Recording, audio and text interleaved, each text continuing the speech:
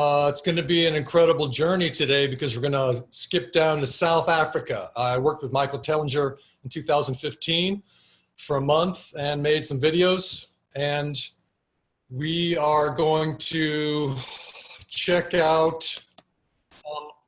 some inclined material in the hills of South Africa surrounding his little community there, his Ubuntu community.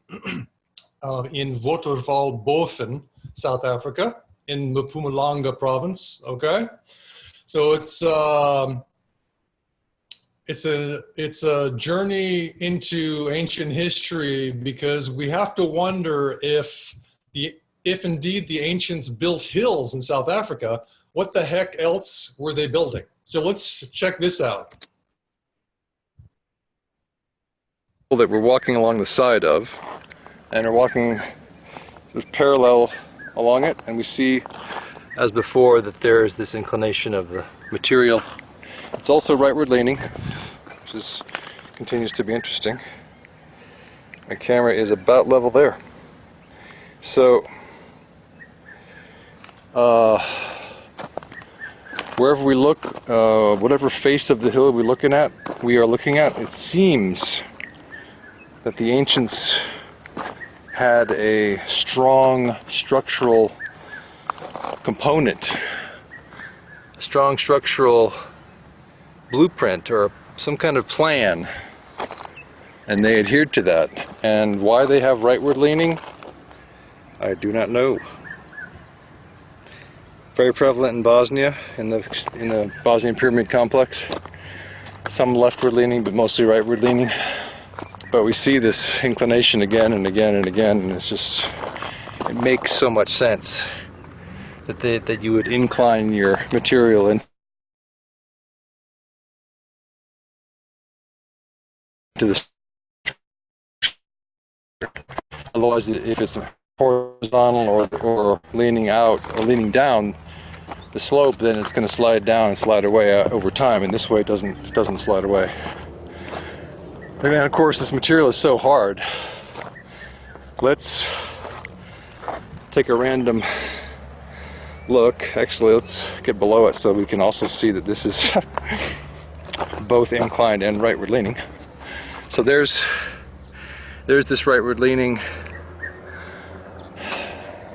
material, and you can see it's inclined into the structure, and now we're going to try to make a dent in it. I'll try not to get any dust on the camera in the process.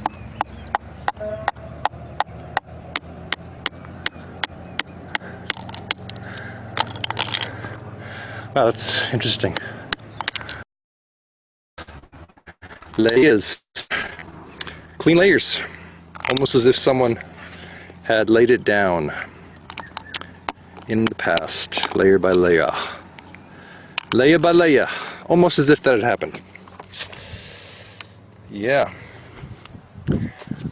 So the layers break out, but it's strongly integral material in each layer. So they managed to adhere the layers to each other, as if when they were cooling, they put the next layer on, and it adhered as it cooled. It was binded to the layer below it, and then as that layer cooled, they put another layer on that, and then it was binded to that layer. So it's very interesting. You see the layering in Bosnia, very similar.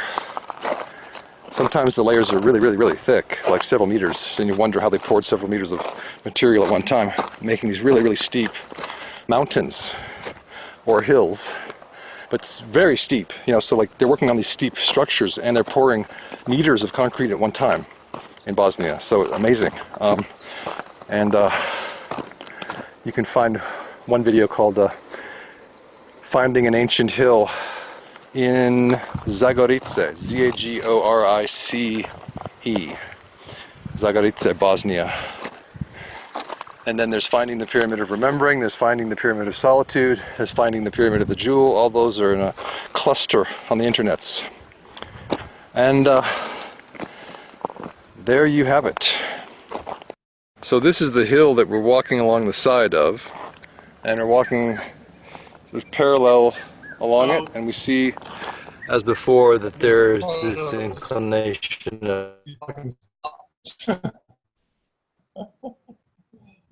of the material. It's also rightward leaning, which continues to be interesting. My camera is about level there. So, wherever we look, whatever face of the hill we're looking at, we are looking at, it seems. All right, let's that the go to the next video real quick.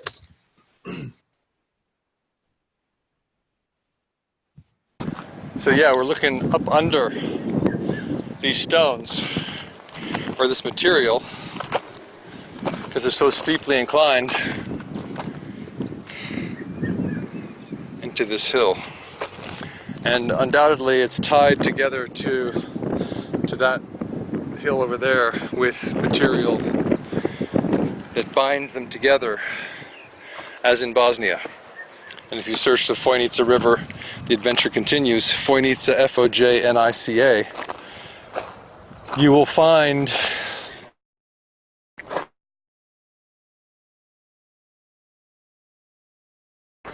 a video that shows without any doubt whatsoever that the Fojnica riverbed was built in ancient times. And we have to wonder, and we see, even as the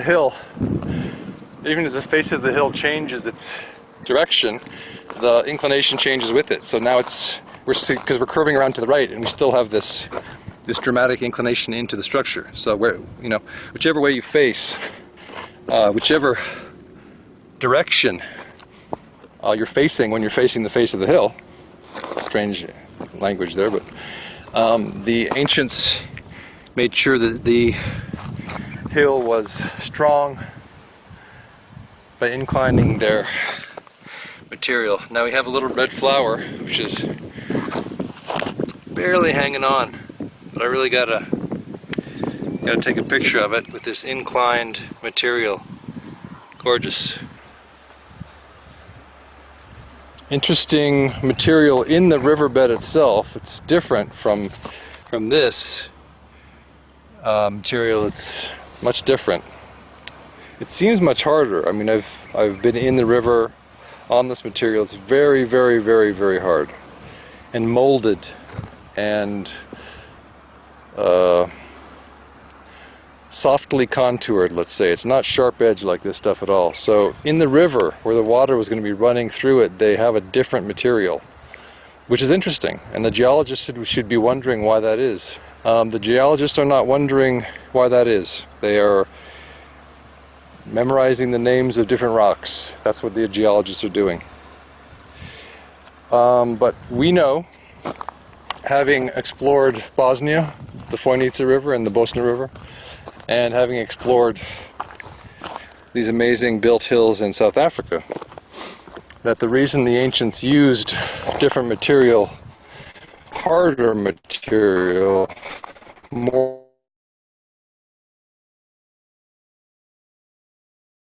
dense material, less layered, more dense material in the riverbeds, was because they knew that that's where the construction began, and that's where it had to be the strongest because of erosion factors. So then the question is, why are they building hills? See, now we're totally curved around to a right angle. We're going 90 degrees to what we were going. We've turned to the right, and they're still inclined into the structure. What are the chances of that?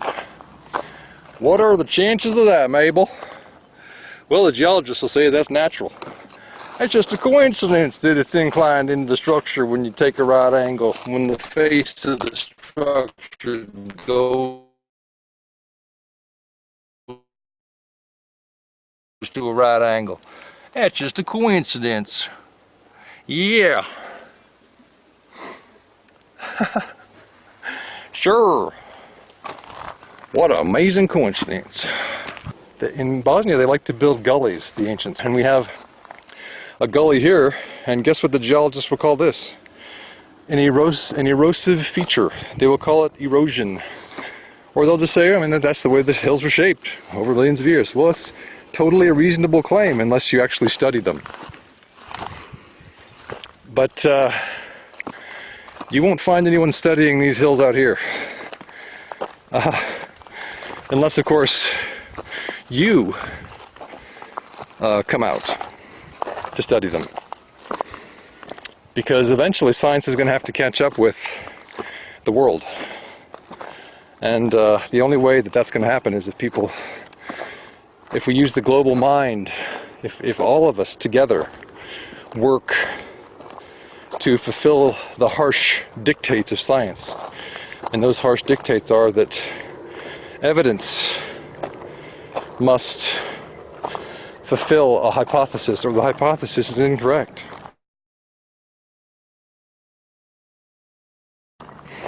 And if the evidence consistently tells us that these cannot be natural hills, then we must find out what in goodness name they are. Are they built? Yes. How did they become built? When were they built, and who built them? What are they built of? How did they compose this material that is consistently inclined into the structure, into the face of the structure, no matter which way the face faces? And they have these incredible seams too, these straight seams, which are really interesting. I mean, they're everywhere. So you have rightward leaning,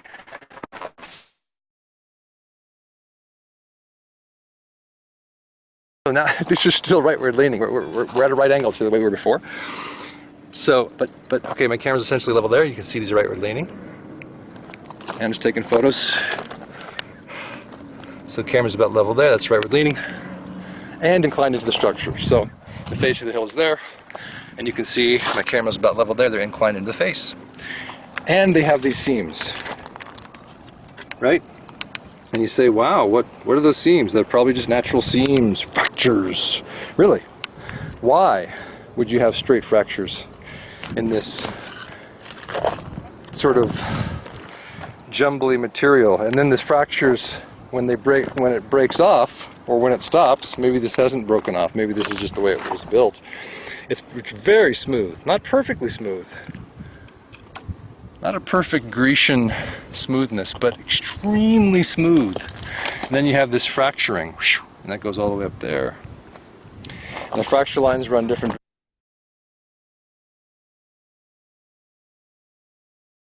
I just wanted to start this again just a few seconds back and show you something. So I'm just going to do that.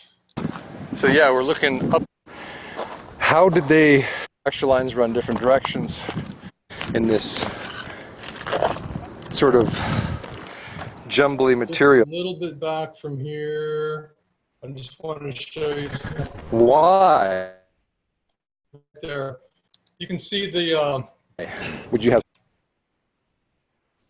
You can see the seam. You can see the seam going from this layer to the next layer, right?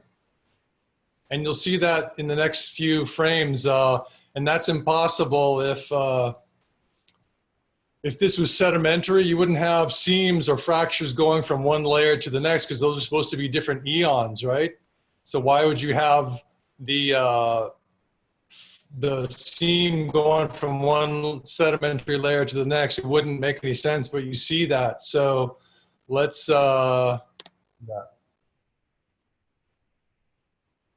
Straight fractures in this sort of jumbly material, and then this fractures when it breaks off, or when it stops. Maybe this hasn't broken off, maybe this is just the way it was built. It's very smooth, not perfectly smooth. Not a perfect Grecian smoothness, but extreme.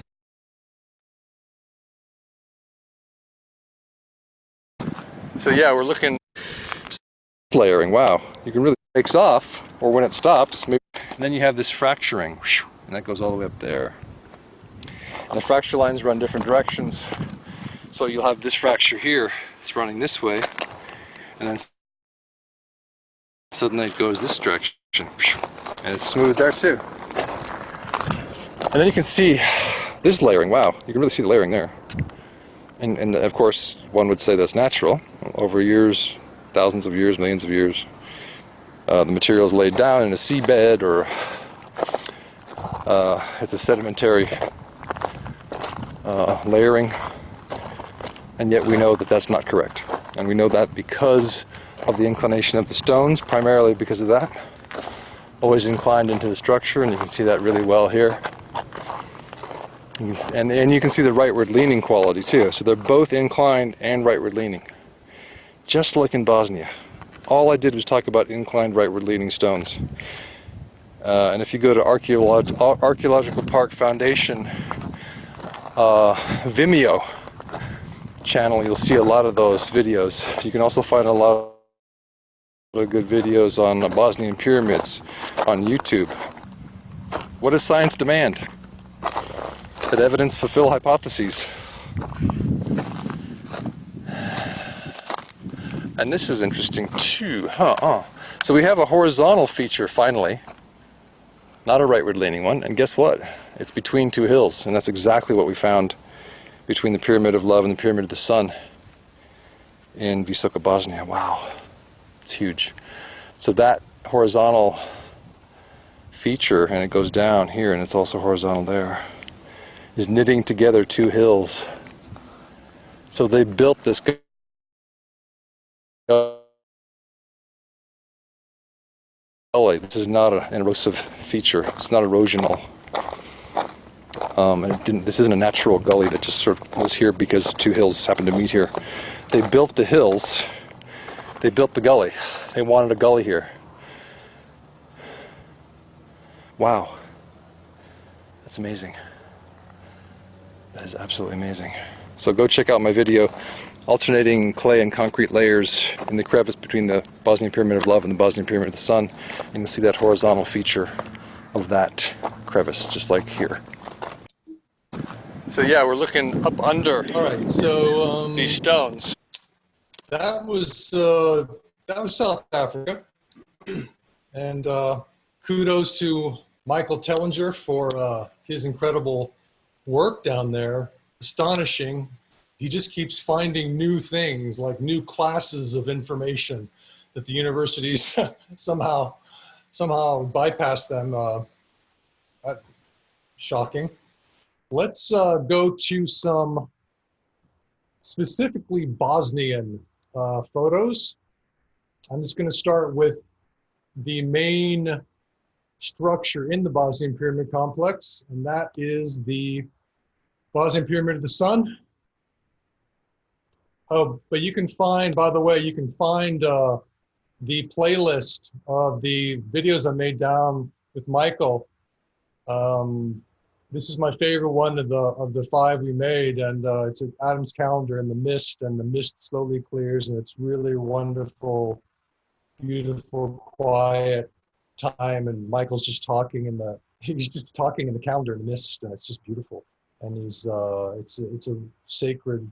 He's got a reverent, quality to his voice in this place. It's really amazing. So check out that playlist on my personal YouTube channel. But most of the videos about Bosnia are on Bosnian Pyramids channel, and you can also find videos on Bosnian Pyramids TV, which is the official Archaeological Park Foundation channel, and mine's the backup channel for that. So let's move forward to Bosnia. All right, so this is the complex. Bosnian Pyramid of the Sun on the right. Next to it is the Pyramid of Love. That's a twin structure. They're paired together by that crevice that you just heard about. Between them, there's a concrete and clay staircase that joins them extremely strongly to each other. So it's a twin pyramid structure. Then you've got the Temple of Mother Earth back there. It's a concave, somewhat reminiscent of a satellite dish-shaped structure, pointing straight toward us, straight north, just like this face, which is the primary face of the Bosnian Pyramid of the Sun, points straight north, and it's the best orientation of any pyramid, and we're going to get to that in a moment. And Valery Uvarov has a theory about why the north faces of pyramids around the world are so prominent. So let's, and the Voynitsa, the Bosna is here, the Voynitsa is on the right, and the adjoin going north toward us. And the riverbed is built. It joins all these structures together in one mega structure. And you can find those, you can find the article Megastructure, Voynitsa River, and that has all the videos and all the information. So let's go forward with the Pyramid of the Sun. We're going to talk about inclination. This is the town of Soko. So it's a pretty prominent structure. It's called Vysočica Hill. Now it's called the Pyramid of the Sun. Most people have begun to call it the Pyramid of the Sun instead of Vysočica Hill, at least, or they'll call it both, but now they recognize it as a built structure. Some Bosnians don't recognize it that way, but that's okay.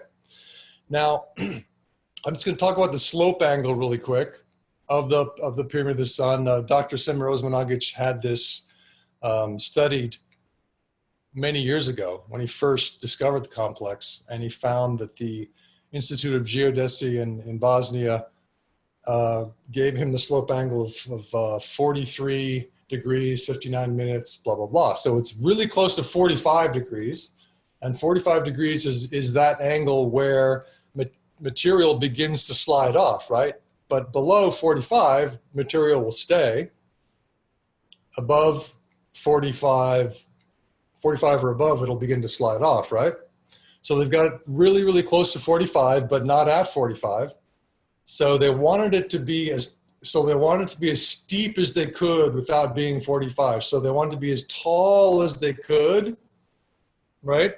Now, on the Giza Plateau, the Great Pyramid is a much steeper slope angle, but that's because they were able to build the blocks. We don't have the same kind of building materials or methods in Bosnia. So on the Giza Plateau, you've got this incredibly steep Great Pyramid, right? Really steep. It's 50 something degrees. I think it's 52 or something like that. I should really check that. Because they could use blocks, so things were not going to slip off because they're obviously stair-stepped up, you know, and they're held that way. And of course, they also had the casing stones and everything like that before those were stripped away. So I'm just mentioning the slope angle, and this will come into play later. Let's go forward. So now that you know that the slope angle is 43 something degrees, you can see this, that's the northwestern corner, access ramp on the right.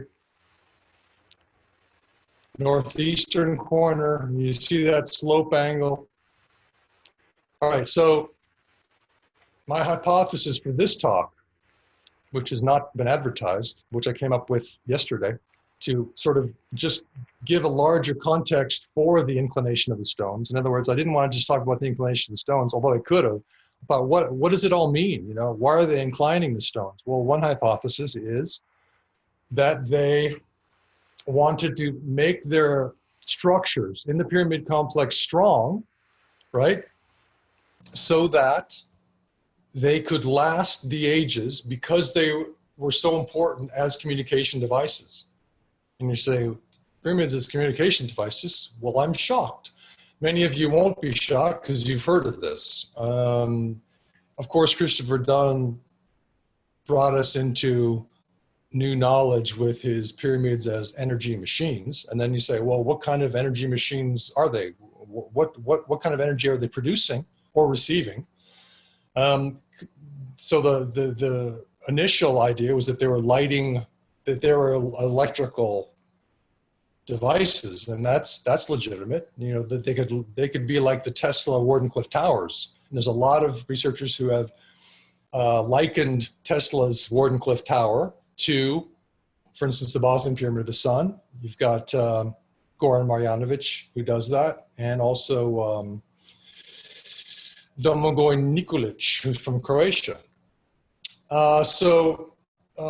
And of course, not just the Bosnian Pyramid of the Sun, but other pyramids too are likened to Tesla technology, Wardenclyffe tower machines, you know, like that.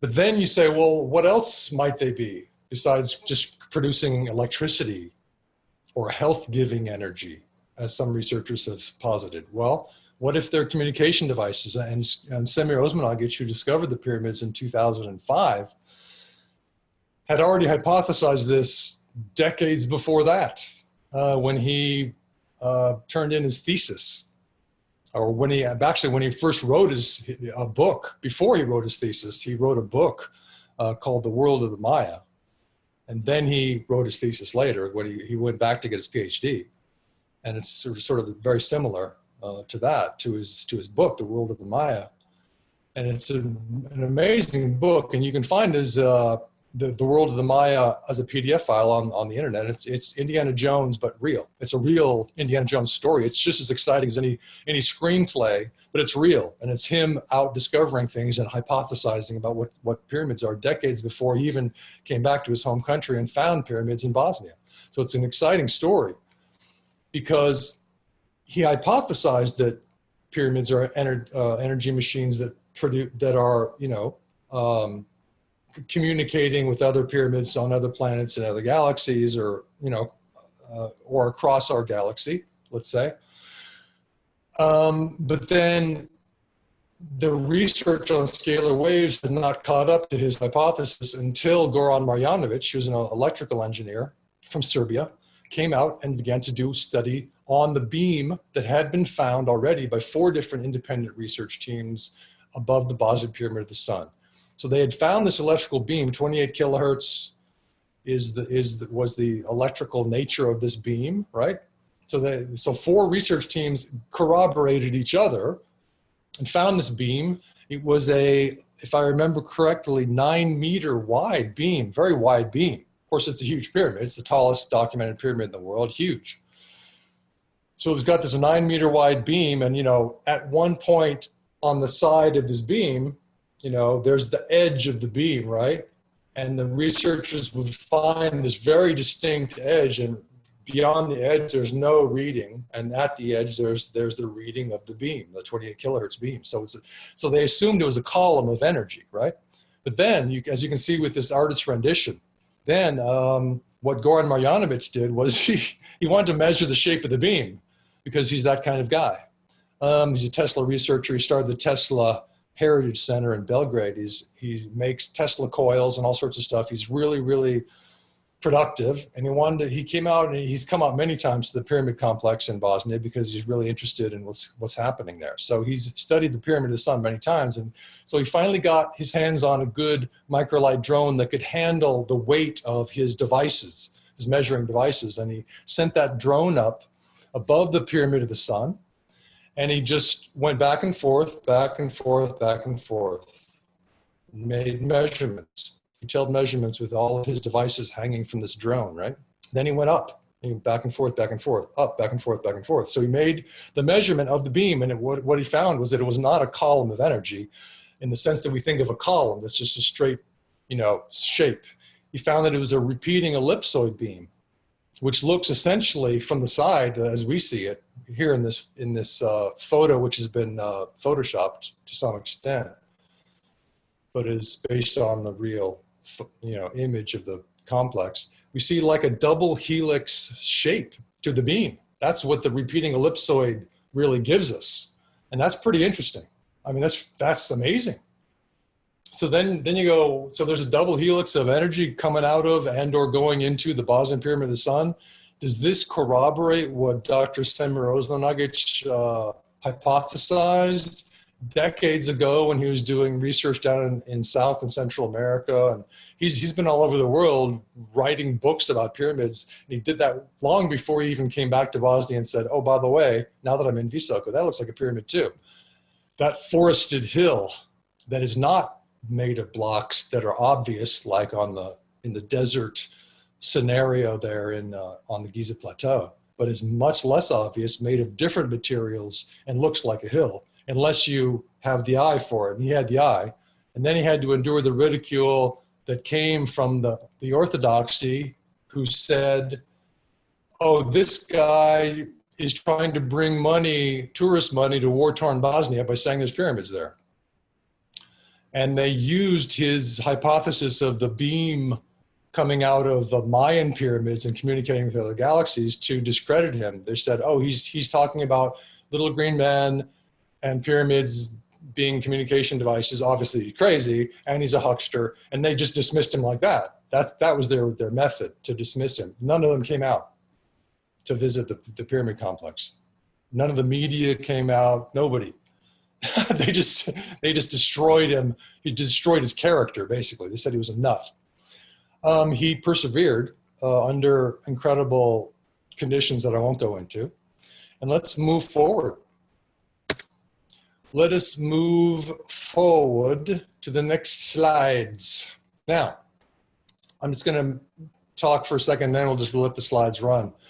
This is the first excavation site that you come to on the Bosnian Pyramid of the Sun. It was actually a later excavation, but it's the first one you come to as you walk up.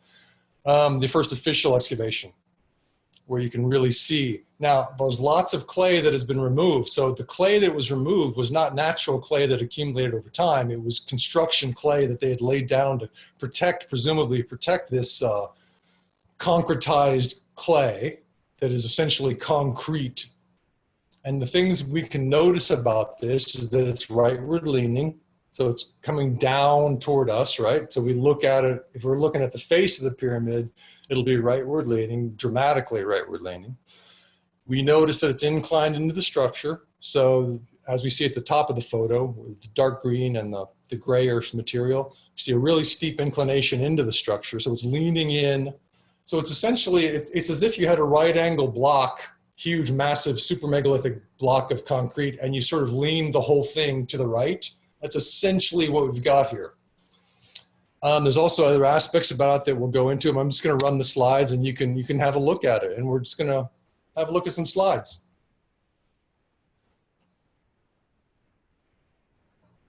All this was buried. It was never meant to be seen. So this was, you can see the texturing on the top, really interesting, beautiful. Buried under construction clay, pure clay, no bones, no nothing underneath the clay.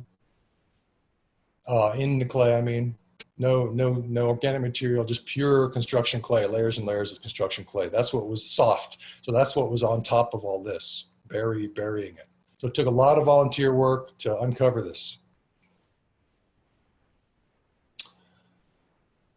See the layering, rightward leaning, rightward leaning.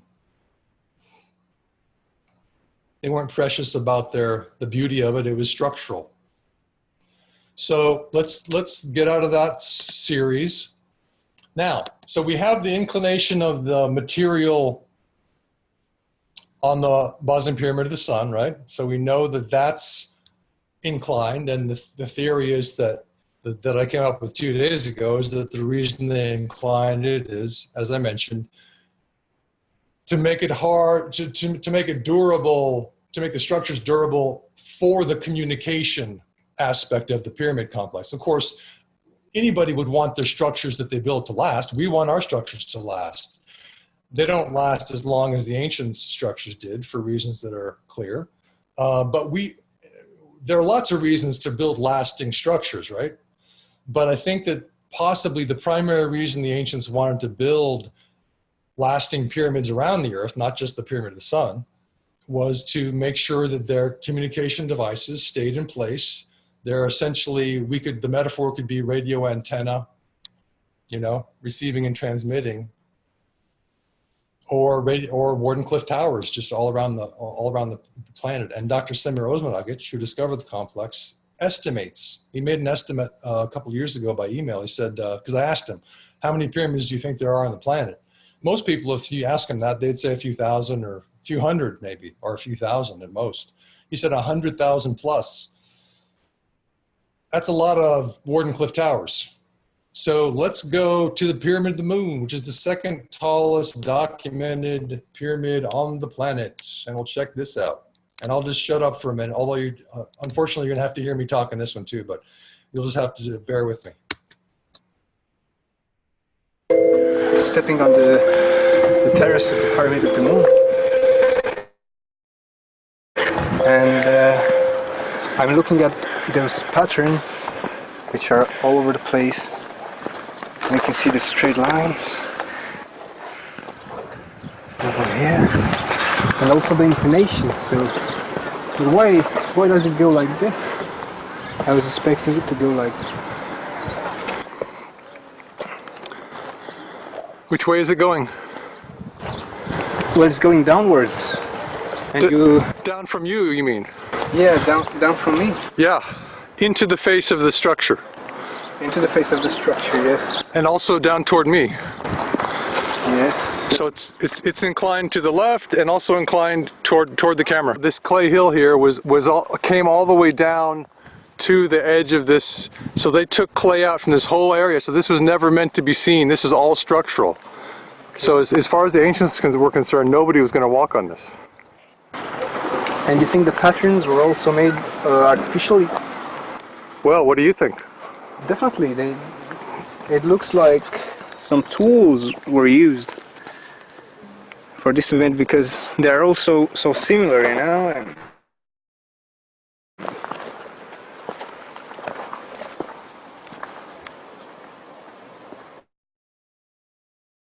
it really looks amazing. Do they stack up, or is just one layer of this stuff? Well, let's look at as it goes down, you see how it steps up. See how it steps up a little bit, and then it steps up a little bit, and it steps up? Over here, you mean? Yeah. It's like they're supporting it from below by stepping it up a little. So here's the step up right here. And it keeps doing that. Ah, so yeah. So little steps up to 2.5, 3 inches maybe. Okay. And it keeps stepping up. We see the same thing right here. And we see this on Vratnica as well, same thing. As it goes down, it steps up. So it's like this incredible engineered structural layer. So not only is it textured for reasons we have no idea, because it's so beautiful to us, but I have a feeling that it was engineered texturing for some kind of energy flow, maybe. As the energy is moving through the pyramid, maybe it's easier to move the energy if the tops of these are not flat. So they just said, whatever it is, it doesn't have to be any specific texture, any specific pattern, it can just be not flat. Okay, so that's why all these are non-similar. It's not like they had a mold and they're all the same like we would do. They're all different.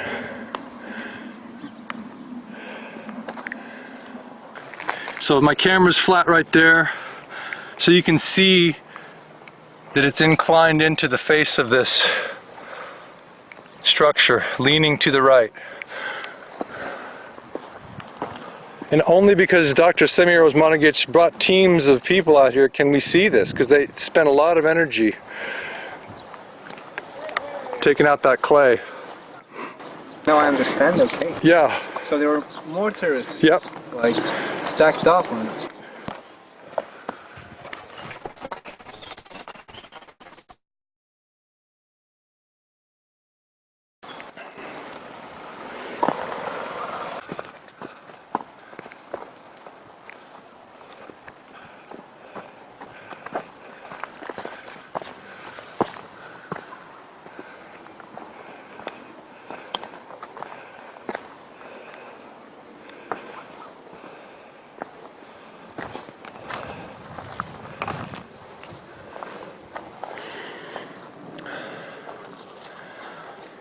Yeah, so now it makes sense to me what you're trying to say, but why do you think the model on the pyramid of the moon is different than the others? Because the others are leaned towards the left, and this one is leaning towards the right. What do you think? Which other one? I've seen the Osceola hill, right? And I believe the stones are leaning to the left. The stones were leaning to the left there. Right, they're leaning to the left and inclined into the structure. This terrace is leaning to the right and inclined into the structure. But the terrace below the first terrace we saw was leaning to the left and inclined into the structure. So they're switching their inclination. Why? Who knows? Okay. All we have is questions. But all this was under clay as well. This terrace was not seen. It was only excavated by volunteers and employees of Archaeological Park Foundation. Stepping on the... All right, so that was the Pyramid of the Moon, and we see the inclination And we should also talk about spiraling, right? Spiraling of the layers that go up. Because you see that they're, so in other words, the rightward or leftward leaning quality of the layers, you know, it's a little bit more dramatic than they really are, but let's say that they're going like this up the structure. Well, they're spiraling up, and that creates a Fibonacci energy, or if not Fibonacci specifically, then, you know, and Semir has we have a video up called Sacred Geometry. You can find that on the Bosnian Pyramids YouTube channel, where he talks for 3 or 4 minutes impromptu about the sacred geometry of the site. And, but if not specifically Fibonacci, then still a spiraling energy. And we see that in the tunnels that have been inside the Pyramid of the Sun that have been found by 2 separate ground penetrating radar scans that Klaus Dona had done in 2011 and 2014 brilliantly. So we can see the spiraling nature of the tunnel system too. So the ancients were spiraling and inclining, right, into the structure. So this spiraling nature of the layers and the tunnels corroborates Christopher Dunn's idea of the pyramids as energy machines. And then it's just a question of what is the spiraling structural shape of the interior shape of these doing energetically, and what sort of energy is it producing? What can it be used for? So we'll have to keep looking at that. Let's see, three more. Let's just do 3 more quick slides of some of the Pyramid of the Moon. That was the first one we looked at. But let's go back to this one real quick, because I wanted to talk briefly, really briefly, about the alternating hard and soft layers. We talked about this last time in the Kamenology, K-A-M-E-N, ology, study of stone, study of artificial stones. Kamen is the word for stone in Bosnia, so I just came up with a word, Kamenology, which is the study of artificial stones, ancient artificial stones. Because we need that new discipline, because right now we have geology, which is the study of stone. We have lithics, which is the study of worked stone, like arrowheads. But we need Kamenology, the study of artificial stones, because they're even coming on the Giza Plateau to the idea that, and for it's been hinted at for decades, but it's coming in more into common parlance now that the construction blocks on the Giza Plateau were molded concrete and not transported by slaves with you know, ropes and wooden rollers. Makes a little bit more sense, doesn't it? That the ancients who built these incredible machines would not drag stones or use boats and dragging to transport stones to their sites, but simply pour them where they're supposed to be. A lot easier, more efficient, more commonsensical. So this layering, this soft clay here has an earthquake mitigating function, whether or not the ancients meant that, but presumably they did. So whenever there's a soft clay layer alternating with the hard clay layer, a claystone layer, right? Because this is heated claystones, right? So they're really hard. And then you've got the soft, unheated clay. And this is a huge layer. Sometimes the layers are a lot thinner. They might be a centimeter or, you know, half a meter, but this is like 3 meters or something. It's crazy how thick this layer is, but great for earthquake mitigation. And so this is near the base of the pyramid. And so you've got this huge layer of soft earthquake mitigating clay. It makes a lot of sense, you know, if it is for earthquakes.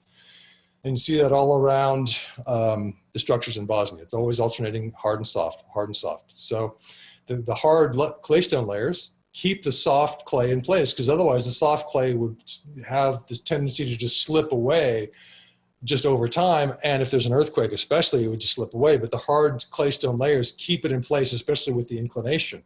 So that's the reason for that, presumably. So I'll do one more slide of the, so that's inclined, right, into to the right, Pyramid of the Moon, and also spiraling up away from us. So let's go to the next slides. We're going to go to another structure in the Bosnian Pyramid Complex. This is, let's see. Oh, we should talk about texturing first. Let's see. So let's do that. I guess it gave me this one first. Okay, let's stay here. Structurally inclined baked claystones in the Bosnian Pyramid Complex. On the left, we have Ratnica Tumulus. That's the one we're coming to now. And Osceola Hill. We've got a few slides of Osceola Hill. And so we're going to sort of compare Ratnica to Osceola. And what we have is the same thing. We have inclination, right? Inclination into the face of the structure, super megalithic, or just megalithic in this case, but there are some even bigger blocks you might call super megalithic blocks on Ratnica, small tumulus with big blocks. Then you've got these massive, also baked claystone layers inclined into the structure on Osceola Hill, steeply inclined, alternating with the soft clay, alternating with the soft clay, spiraling up, spiraling up. And this one spirals up to the right as well. So let's keep going. We're going to get to some amazing photos and some amazing video. Let's play this. So that's Osceola Hill, and you see the alternating layers, steeply inclined, soft clay for earthquake mitigation, hard inclined claystones for structural strength. That's Osceola Hill. That's directly across from the Bosnian Pyramid of the Sun.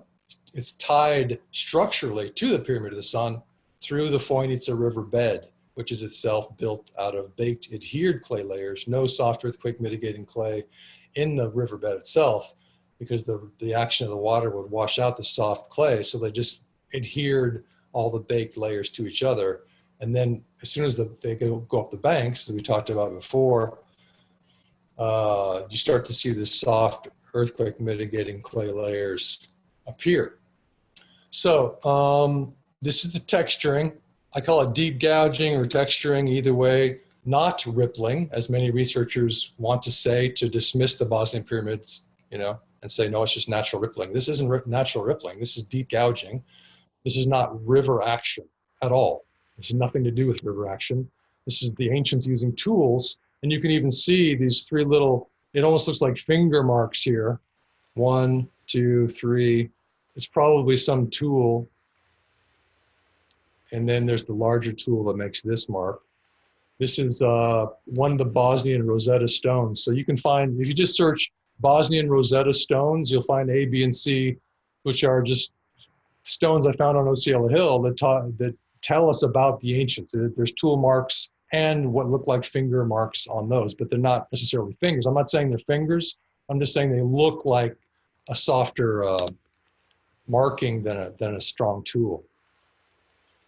So we've got, this is the Bosnian Rosetta Stone A, and you see this soft finger-like marking. Again, I'm not saying it's fingers. I'm just saying whatever it is, it looks, it's definitely not natural. This stone is not a natural stone, obviously. It's a baked clay stone, construction stone that came out of Osceola Hill because of erosion over time on a very steep structure. So you've got the larger pushing of the material with some tool, probably, and then the smaller little marks that look like some kind of finger marks. Then you've got this obvious sort of a spatula-like mark, right? Something like that. So that's some texturing talk. So we're going to get to Ratnica now. And Ratnica Tumulus is the gateway to the pyramid complex from the north. That's what Dr. Semir Osmanagic tells us it is. So it's called Tumulus Stone Temple on Google Maps. Nobody calls it Stone Temple. So if you say, where's the Stone Temple? People would be like, no idea. So when you go to Bosnia, you have to say, where's Ratnica Tumulus? And the taxi driver will take you to Ratnica Tumulus. So the pyramid complex is here. The town of Visoko is here. Pyramid of the Sun is, I think it's below this, below down here, I think. Pyramid of the Moon down here. So the two rivers meet. We saw that first photo. We saw the, here's the Bosna and the Fojnica, and they meet going north, and they become the Bosna River, or the Bosnia River. So we've got this most northern structure in the complex, right? In the Bosnian Pyramid Complex. Let's move forward to some more. So that's Vratnica. And then you can see the very conical, roundish nature of it, but it's also joined to the hills, so it's not separate. It's not a separate structure, so also very hard to see. So you can forgive the Bosnians for not knowing this was artificial, because it looks just as joined to the hills, just like the Pyramid of the Sun is joined to the hills in what they call an access ramp, but is actually an electrical conduit into the hills. So the strength of the hills, the electrical strength of the hills, is being used by the pyramid energy machine, just like the same thing here with the Tumulus, Vratnica Tumulus. So, okay, let's go to the next bunch of slides, or actually let's go to, now I made this this video specifically for this talk, as I did with the other videos. I just, you know, cut out some shorter clips from the longer videos about Michael Tellinger's built hills out there. I don't want to ascribe built hills to Michael Tellinger. I'm just saying that that's where I found these built hills, because he's doing research in other things. But I did tell him about this talk, and I'm hoping he joined in. I'm not sure what time it is in South Africa, or where in the heck in the world Michael is right now, but I'm hoping he's going to join in with us. But anyway, he's a big fan of the Pyramids Project, by the way, in Bosnia. So Semir, Michael, Valerie, Klaus, it's like a fun gang of kids destroying the archaeological orthodoxies nonsense altogether. So let's check out this. This is Vratnica.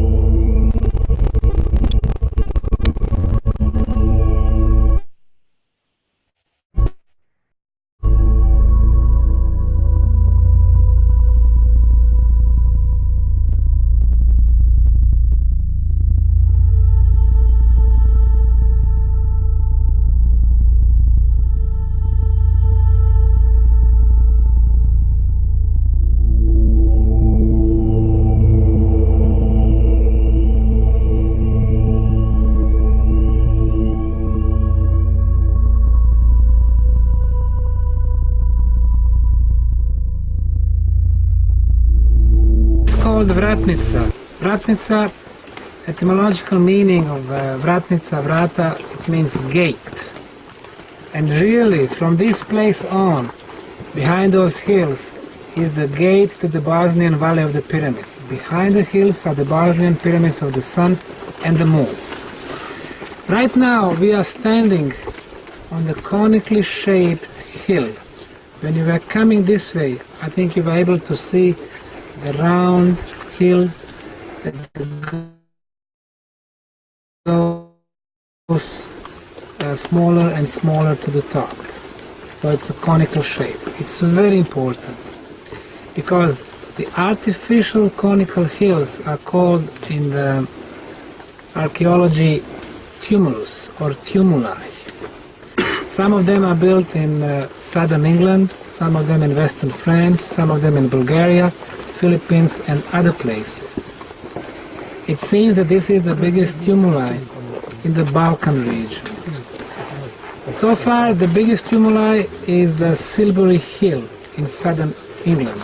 Also there is a tumuli in Marlborough, southern England, Avebury Hill and some others.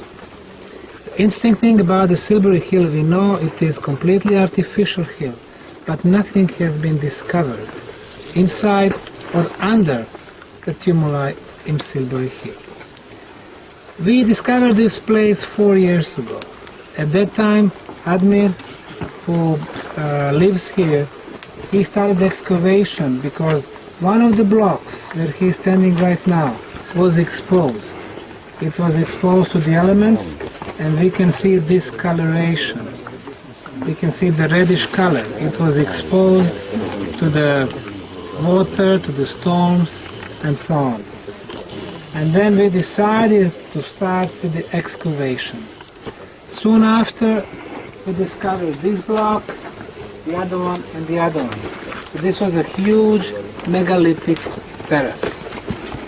Look at this block. From this edge to the other one is 4 meters 40. From this side to the left side, it's between 160 and 180. The thickness is about 63 centimeters. The weight is 23,600 kilos, so it is almost 24 tons. So far, this is the biggest stone block which is discovered in any of the ancient monuments in the Balkan region. Next to this one is the other one, about 20 ton, 15 ton, 10 ton, 12 ton. So it's a huge megalithic terrace.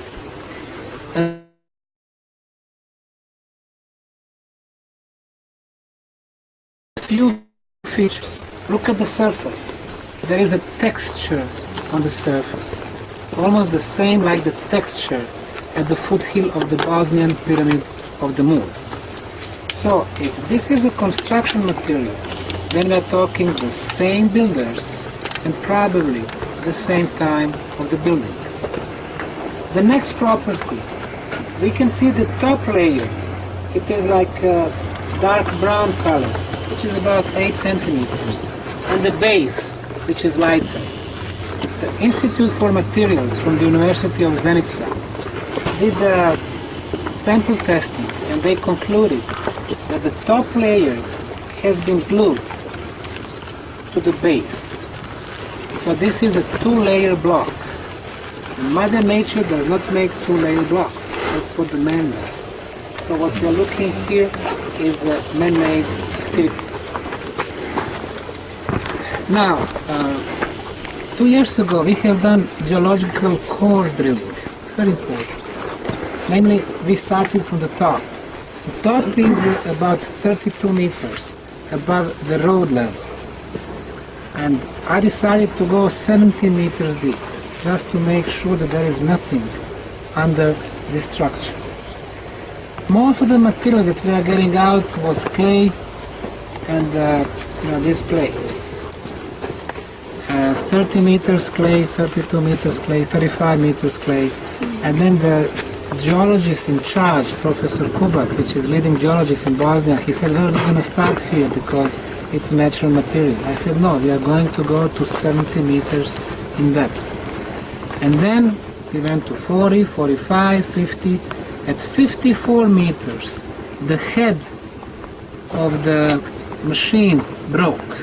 The reason why it broke, because it hit to something very hard. We changed the head. We were adding the water to cool down the machine. And then from 54 to 56 meters, we were extracting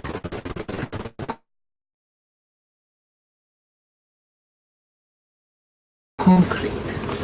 So it was a big surprise for the geologist, because the concrete was approximately 22 meters below the road level. So for 2 meters we were getting the concrete out, and then for 3 meters there was empty space, hollow space. And then from 59 to 61, again, concrete material. From 61 to 70, clay mud, natural material. So most probably, the first 2 meters, from 54 to 56, it was a concrete ceiling. From 56 to 59, there was a chamber. From 59 to 61, we had a concrete foundation. Now, the tumuli originally means hidden. It's from Latin. Archaeologists usually think that the tumuli or tumulus are the places where, people are buried under the artificial hills. But like I said, in the case of Silbury Hill in England, nothing was discovered underneath. So right now we do not know the purpose, but we have a lot of elements that are telling us that this is artificial hill. Now if I can have a few more minutes of your attention, I'd like to show you the profile, the section of the tumuli. So if you can come with me. You can watch this layer, we can see those stone blocks, the layer of stone blocks. Then, underneath, we have the layer of clay. We can see the layer of clay about 70 to 80 centimeters. Under the clay, look at this material, some type of a low-quality concrete. Below that, again, we have a clay. And below the clay, we have the blocks, the same like over there. There they are, about 45 to 50 centimeters. So really, this is a conical shape. So we have layers of blocks, layers of clay, layers of concrete, layers of blocks, layers of clay,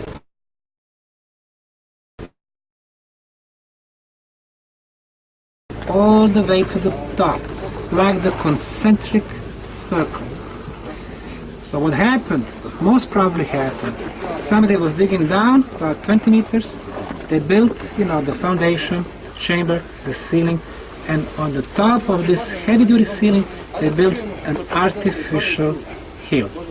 Now, it remains to be seen what was the purpose, why did they do that, but I think that this has to be a part of the pyramid complex, because of the material. Clay again was used as the construction material. Now, we are used to most on regular shapes, and always the same size.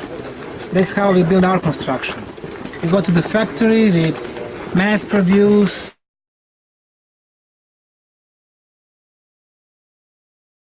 thousands, millions of blocks, we put them together and we make our buildings. What we have here, every block is of different size. We have similarity in Peru. For example, Cusco in Peru, we have a huge walls, like above Cusco, 4 huge walls with the 200,000 blocks, 200,000. Everyone is of different size. Doesn't make sense too much to us, but it did make sense to the builder. Why? They're not quite sure why. If we are to speculate, again, when you have these different shapes, different sizes, I think it helped with the structural stability. In the case of the earthquakes, instead of the whole structure collapsed, the whole structure would lock.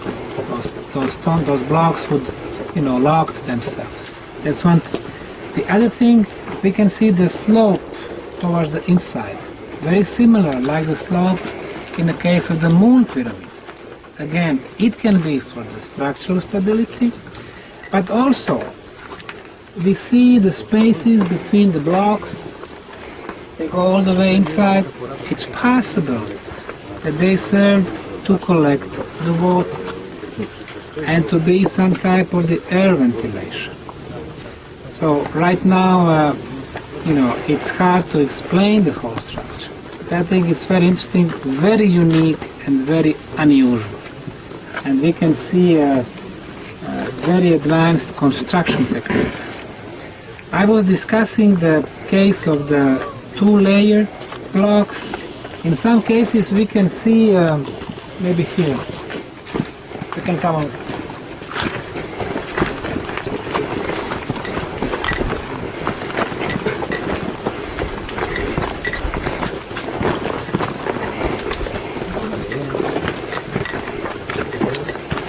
We can see that the top layer is missing here.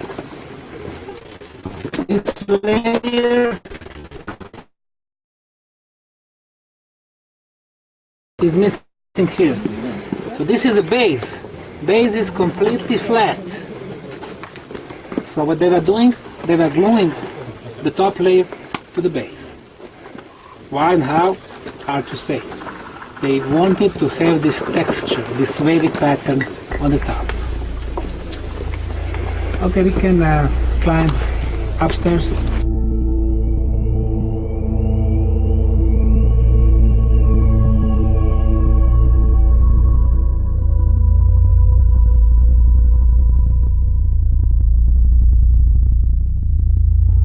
Now, Dr. Osceola mentioned the channeling, and one theory is that it channels water, but in fact the channels are filled with soft earthquake mitigating clay, and the ancients stuffed clay all around, top and bottom, left and right, all around their claystones for earthquake mitigation. So presumably they weren't channeling water, but were used for earthquake mitigation. And as they left space to make sure that everything was packed, something that was crucial in case of an earthquake, and keep the structure strong, you know, for various reasons.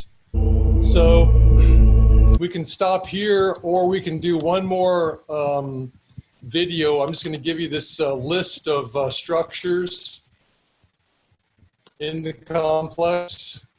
Actually, let me just full screen it there. So you can see the list of structures when they were discovered. All of these were unknown before April 2005. So in April 2005, he found the Pyramid of the Sun. On the same day, he found the Pyramid of the Moon. He just climbed up the top of the Pyramid of the Sun with his colleagues, and he said, "Oh, there's another pyramid." So he named them these beautiful, evocative names. The Pyramid of the Dragon is especially evocative. He thinks of that as a wisdom reference. Temple of Mother Earth is the curving satellite dish-shaped one, pointing north. So little by little, he kept discovering, he and his team, Archaeological Park Foundation. By the way, piramidasunsa.ba is the official website of Archaeological Park Foundation, which is based in Sarajevo, but they do the work in Visoko, which is a bit north of there. And Piramidasunsa, Piramida, Pyramida, Sunsa, Sun, S-U-N-C-A, .ba, that's the site. So that's the official site. So we can get, if you want to do question and answer, we can do that now, or I can go grab another video in which Dr. Semir Osmanagic talks about let me just find that video real quick as we go, and if people want to hang in there. Yeah, Jock, we don't have any questions logged in the Q&A section, Okay. but this is an opportunity for anyone participating to ask a question now, but I think we're going to go for another video. Yeah, let's check this video out.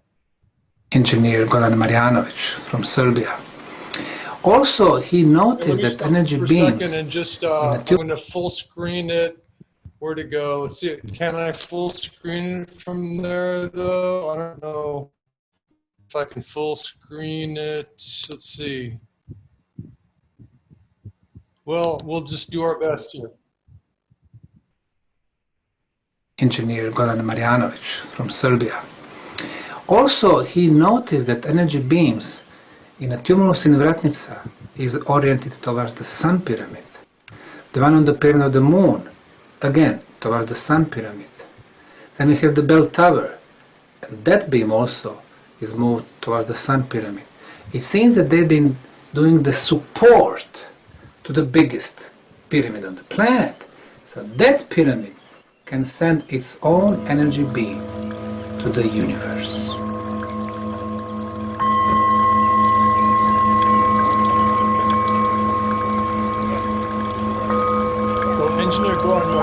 Engineer Goran Marjanovic. Engineer I spoke about, who came out to do Tesla technology related study of this pyramid, the Pyramid of the Sun. So because of Goran's work and because the microlight drones technology has advanced enough to let them be strong enough to hold these heavy machines, it's like literally just then, it was in 2016, he began the work, and in 2017, I think he published in Bosnian and English his results, completely ignored by the orthodoxy, by the way. The biggest news on the planet, scientifically, scalar beam on the Pyramid of the Sun, completely ignored by academia, okay? All the science, completely ignored. Astonishing. Media, completely ignored. But we have the science, and it's there. If you want to find his science, it's got the PDFs out in both languages. So Goran was the man And then we have Dr. Senrose Malagic talking about the structures that support, energetically support, the Pyramid of the Sun in the scalar energy communication function of the complex. Serbia. Also, he noticed that energy beams in a tumulus in Vratnica is oriented towards the Sun Pyramid. The one on the Pyramid of the Moon, again, towards the Sun Pyramid. Then we have the bell tower, and that beam also is moved towards the Sun Pyramid. It seems that they've been doing the support to the biggest pyramid on the planet. So that pyramid can send its own energy beam to the universe.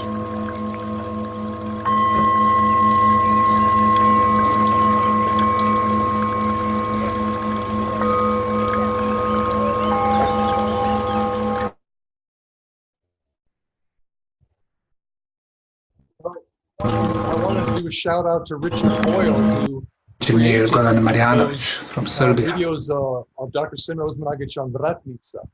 And that was many years ago, and he has finally got some local media out to tell them, you know, that this was to tell the Bosnians and the world that Vratnica was an artificial structure.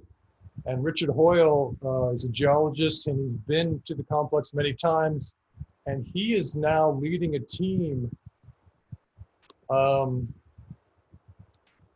in the Bosnian Pyramid Complex. And that team is excavating something called Ravne 3, which is a new tunnel system that has been discovered by Dr. Senrose Malagic on land that the foundation purchased. So he has complete control of it, and he's able to do as much excavation as he wants. He doesn't have to worry about government regulations and stuff like that. So he can just dig out the fill-in material from these tunnels. This fill-in material of sand and loose river stones was brought in an estimated 4,600 years ago by an unknown advanced culture that decided to plug the tunnels. We don't know why, plug all the tunnel systems there. And so he's just excavating it using the foundation's team and volunteers too. So there's a volunteers program that works in the summer or 4 summer months. And so they have 2-week shifts of volunteers coming in. So lots of good labor. And we just have to use manual labor in these small tunnels, you know, to extract this really heavy river stones and loose sand fill-in material, as it's called. So it's a completely new archaeological idea that some culture would come in and plug a tunnel with fill-in material, in other words, loose material. In other words, somebody was planning to come back. If they wanted to hide the tunnel forever, plug the tunnel forever, they would just concrete it. Concrete the entrance, 3 meters of concrete, you're done. Nope, they spent lots and lots and lots of time, lots of energy, lots of labor to bring in loose fill-in material to plug these winding labyrinthine tunnels that go on and on and on for kilometers. And therefore really wanted to hide them from, keep other people from going in there during, probably because, you know, the Dark Ages come along and barbarism descends upon the earth, and they didn't want the barbaric people during the Dark Ages to go in there and make use of these tunnels. So perhaps the timing is right for Dr. Senrose Malagic to excavate these tunnels, these tunnel systems in Bosnia, using the work of the foundation's employees and the volunteers, because we're coming out of the Dark Ages and we're starting to realize we're starting to regain our memory. Graham Hancock talked about amnesia. Are we a species with amnesia? And he says the answer is yes. And Michael Tellinger agrees with that. I asked him on video, because he came out with Valery Uvarov to explore Ravne Tunnel. And so Michael begins that video saying, yes, we have, of course. He said, of course we're a species with amnesia. He just laughed, you know. And that's the first thing in the video. So you can find that video of the tunnel exploration of Ravne. It's fantastic with those guys, Michael and Valerie and Semir. So anyway, let's call that good. And I'll see about if there's any chat stuff happening, or Branson, if you want to come on and wrap it up, what's up to you, what you want Yeah, to do. you've got looks like you have 2 questions. If you go down to the Q&A icon on the bottom of your platform there, you can view them. We got 2 from Brad Smith. Okay, well, I'm just trying to have the window come up. It's sometimes it will and sometimes it, oh, there it goes. Okay, you got there it. it is. Okay. Stats. All right, let's see. Oh yeah, it says, I don't see, all I see is the one at 6:10 p.m. that says video. Oh, okay. Well, that's the chat box. If you look at the main window, the main Zoom window, and go down and hover at the bottom, 2 icons to the left from your share icon should be your Q&A. But I can read it to you. Yeah, read it to me. Okay. Brad Smith asks, how many geologists have agreed with you that these pyramids are man-made? And we want to be careful what we call geologists and colleagues, right? There's a little bit of a differentiation depending on which circle you're talking about. Right. Well, there's two. That's a great question, and that's the key question that many people ask when they first come to this. Is that is there sort of a consensus that it's real? And academia has ignored the complex for many years. Previously, academia simply just said he's a huckster, and they didn't come out to study it. They just said Semir's a huckster. And that's the end of that. They just dismissed it. Then they ignored it. So now we have silence. And silence from academia is a lot better than being attacked, because the foundation and Semir were mercilessly attacked for many years. But in 2007, Semir knew that he had enough science that he could say scientifically that we have a pyramid complex here. So by 2007, it wasn't a question of are there pyramids here. Scientifically speaking, ignoring the academic orthodoxy, which doesn't necessarily engage in science. Sometimes it does, sometimes it doesn't. But the universities and the professors and the associated systems don't necessarily follow scientific rigor. So ignoring academia, pushing that to the side, but looking just at science, and you have many, many, many, many teams of scientists come out, international teams from all over the world, study different aspects of the complex. So he knew it was a pyramid complex, and we have the science. And he's had 6 scientific conferences, international scientific conferences on the Bosnian pyramids in Visoko and Sarajevo. So those are all there. All the papers are there. I made an article for Wikipedia stating, it took me 3 months to write it. I compiled all the data from the conferences that had thus far been that had thus far happened. There were 5 then. And all the papers, the titles, all the different languages, all the presenters' names, the dates, where it happened, Visoko or Sarajevo. It took 3 months. It was really, really complicated, really super long article. It took 2 weeks to follow all the hyperlinks in that thing. Wikipedia rejected it in 10 minutes because the Bosnian pyramids are listed as dubious archaeology in their records. So they just said, well, it's dubious archaeology. We're not even going to look at this. And I'm like, well, this doesn't claim that Bosnian pyramids are pyramids. It just says that there were 5 scientific conferences about these things that they call Bosnian pyramids. So the scientific conferences existed. They happened. Scientists delivered their papers. Here's the record of it. And you're not going to publish that because you think there aren't pyramids. So what were all those hundreds of scientists doing in Bosnia? What were they studying? Well, they're studying something. Whatever they were, it happened. So they just didn't care. So it's Wikipedia. You can get information on hummingbirds, really good information on what hummingbird is in your yard. But if you want to know the truth about our past, Wikipedia is not the place to go. It's Bankopedia. So academia has not caught up with the science around the Bosnian Pyramid Complex, or the science around space, for instance, or the science around the interior of our Earth, which is not a molten core. So academia is way behind real science, way behind. So if you want a degree in some kind of, if you want a scientific degree, if you want earth sciences or space sciences, you're going to be paying to be told things that are not true according to real science. So the internet has real science. It's just a question of whether you can find that science or not. So pyramidassunta.ba is the official site for the Bosnian Pyramid science. What was that site again? Pyramidassunta.ba, Piramida, Sunsa, sun, pyramid of the sun. Sunsa is SUNCA.ba.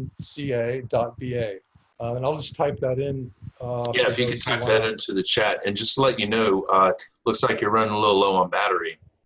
Oh, yeah. I am. So we have a few minutes of battery power, but you know, since there aren't any other questions, it's up to you if you want to just wrap it up, because that was my presentation. So I can talk forever about the pyramids. Well, but, I do have one that's question personally, because I've watched some videos with Michael and some of the guys who were leading the tours in and around the Bosnian pyramids. How many, if more than one, actually have water flow underneath the pyramid? And do you think that that was initial design, or is that something that happened over time that just helped the resonance or the energy? And do they all kind of carry the same task or service or purpose? Water flow underneath the complex, you're saying? Yeah, in one of the videos I watched, they were wading through the water through a tunnel underneath one of the pyramids. Oh, okay. Well, there's three different things there. So one is you've got the Fonjica River, which is, you know, obviously surface water that's running above the mega structure that is the complex, and presumably they tied all their structures together through the riverbed specifically to mitigate, you know, rainwater, floodwater, erosion. So in other words, because it's all tied together, Pyramid of the Sun is tied to Osceola Hill through the riverbed, the water flows over the complex instead of cutting into a pyramid from the side. If the pyramid is just sitting on the earth, the water can just flow. As it flows around it, it'll just cut in and then your pyramid falls. So it was brilliant engineering to tie all the structures together so the rainwater doesn't have an impact over time. But then, as you're mentioning, you've got these, we have lots of videos about tunnel explorations, and the one with Valerie Uvarov and Klaus Stone on Samir, that's one going through the water channels in the tunnels, right?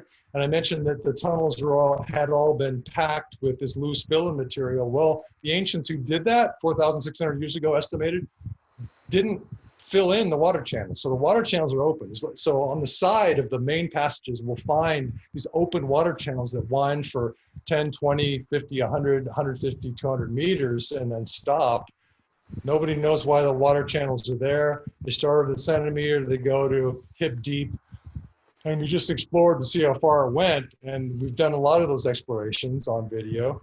But those are actually in Ravne Tunnel Labyrinth, which are northwest of the Pyramid of the Sun. So they're not actually under pyramid, although a lot of people have that conception that they are under the pyramids. But and the videos are kind of, you know, it's easy to assume that from the videos.